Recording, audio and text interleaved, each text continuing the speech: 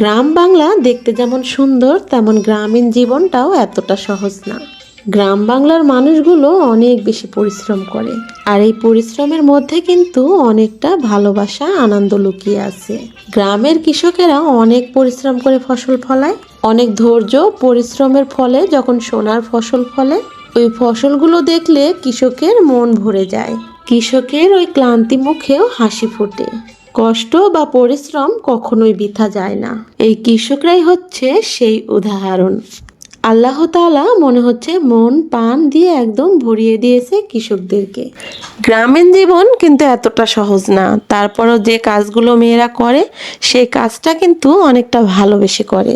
মাঠ থেকে যখন ফসলগুলো ঘরে আসে, মেয়েরা কিন্তু সেই ফসলগুলো নিয়ে অনেক বেশি ব্যস্ত থাকে। এই ব্যস্ততা, এই কষ্ট, তারপরও মেয়েদের মুখে অনেক বেশি হাসি এই ফসলগুলো যখন ঘরে আসে। গ্রামের কৃষকেরা বা ছেলেরা যেমন অনেকটা পরিশ্রম করে এই ফসলগুলো ফলায়, তেমন মেয়েরাও কিন্তু বসে থাকে না, অনেকটা পরিশ্রম দিয়ে সেই ফসলগুলোকে ঘরে উঠায়। আর এদিকে দেখুন আমার হাসান বাবাটা ধানের মধ্যে কি করতেছে, কি সুন্দর করে খেলা করতেছে। বাচ্চাদের এই খেলাধুলার মাঝেই মায়েরা সব কাজ সেরে ফেলে। এটাই গ্রামীণ জীবন।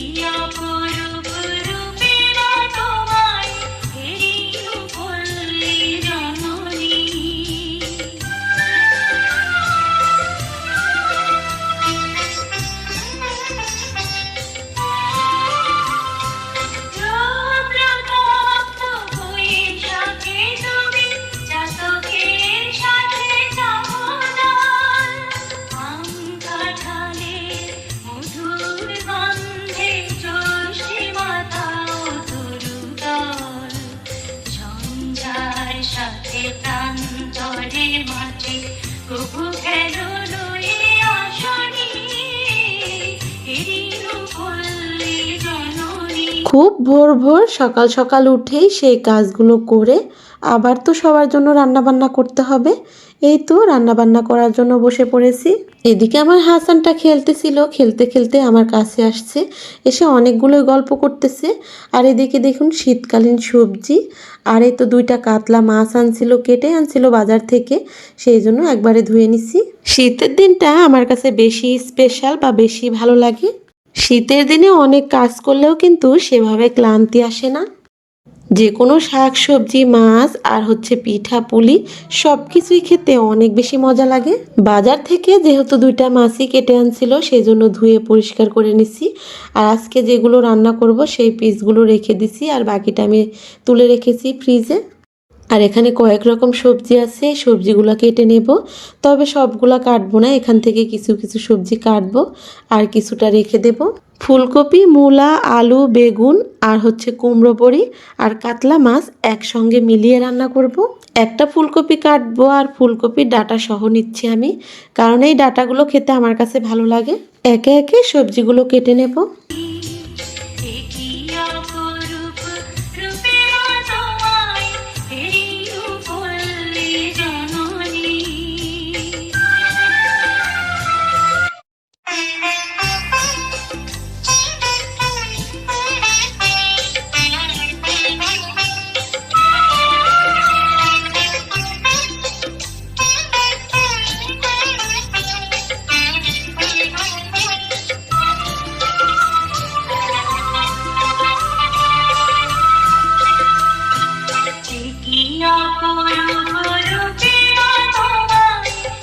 আমরা গ্রামের মানুষ একটু কষ্ট হলেও পাটায় বেটে মশলাটা করার চেষ্টা করি। এখানে শুকনো মরিচ, রসুন, আদা, জিরে একসঙ্গে বেটে নিচ্ছি।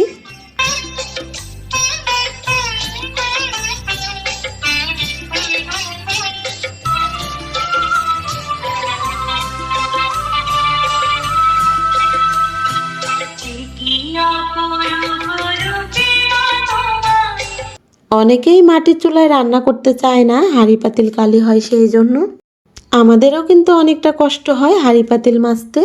মাটির চুলায় রান্না করলে হাঁড়ি পাতিল অনেক কালি হয়, তারপরেও মাজতেই হবে যেহেতু মাটির চুলায় রান্না করি। পরিবারের মানুষগুলো যেন একটু তৃপ্তি করে খেতে পারে, সেই জন্য মাটির চুলায় কষ্ট করে রান্না করি। মাছগুলা ভাজার জন্য এখানে আমি হলুদ, লবণ ও বেটে নেওয়া মশলা দিয়ে ভালো করে এখন মেখে নিচ্ছি। আমার ভিডিওগুলো যে সকল প্রিয় ভাই বোনেরা দেখতেছেন, তবে একটি লাইক দিতে ভুলে গেছেন। অবশ্যই একটি লাইক দিয়ে আমার প্রিয় ভাই বোনেরা একদম ভিডিওর শেষ পর্যন্ত আমার সঙ্গে থাকবেন। আপনাদের এই গ্রামের বোন আপনাদের ভালোবাসা পেয়ে এগিয়ে যাচ্ছে। আমার পরিবারের সবাই মাছ ভাজা পছন্দ করে, তবে আমার ছোট হাসানটা অনেক বেশি পছন্দ করে, সেই জন্য বেশি করে মাছগুলো ভাজতেছি। আপনাদের এই গ্রামের বোনকে এতটা যে ভালোবাসবেন সেটা আমি কখনোই কল্পনা করতে পারিনি। আপনারা যে ভালোবাসা নিয়ে আমাকে কমেন্টগুলো করেন, সেই ভালোবাসায় কিন্তু আমাকে অনেক দূরে এগিয়ে নিয়ে যাচ্ছে। এতটা ব্যস্ততার মধ্যেও আপনাদের জন্য সুন্দর সুন্দর ভিডিও তৈরি করার জন্য উৎসাহ জাগে। এদিকে আমি গরম গরম মাছ ভাজতেছি, আর আমার হাসান, আমার সাকিন দুই ছেলেই চলে আসছে মাছ ভাজা খাওয়ার জন্য। আমার ছোট্ট হাসানটার অনেকটা খিদা লাগছিল, সেই জন্য মাছগুলো ভেজে হাসানকে দিলাম খাওয়ার জন্য। এই পাশের ভাতটা হয়ে গেছে, সেই জন্য নামিয়ে রেখে আমি আবার পানির পাতিলটা উঠিয়ে দিলাম। যেহেতু শীতের দিন বাচ্চাদের গোসল করা লাগে আর ঠান্ডা পানি দিয়ে গোসল করতে চায় না, সেই জন্য গরম পানিটা দিলাম। আর ওই পাশে হয়তো কুমড়ো বড়ি ভাজতেছি। এই রান্না করতে করতে কিন্তু আবার হাসানকে মাছগুলো বেছেও দিচ্ছি। অনেকটা মজা করে খাচ্ছে আমার হাসানটা। কুমড়ো বড়িগুলো লাল লাল করে ভেজে নিলাম, এবার উঠিয়ে নেব।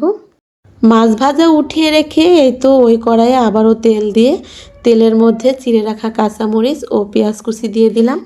এগুলো ভাজা হয়ে গেলে দিয়ে দেব বাটা মশলা, হলুদ, লবণ সব কিছু দিয়ে তারপরে মশলাটাকে ভালো করে কষিয়ে নেব।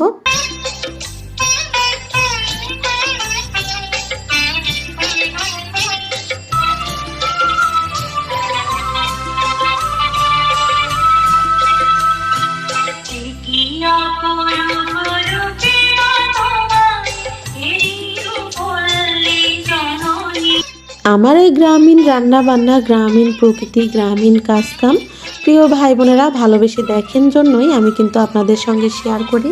আমি আপনাদের স্পেশাল কিছু দেখাতে পারি না, যেটুকু পারি সেটুকুই আপনাদের সঙ্গে শেয়ার করি। এতেই আপনাদের কাছ থেকে আমি অনেক অনেক ভালোবাসা পেয়েছি। এখানে কয়েক পিস মাছ আমি রেখে দিছি তরকারিটা রান্না করার জন্য, আর কাঁচা মাছ আমি কষিয়ে তরকারিটা রান্না করব।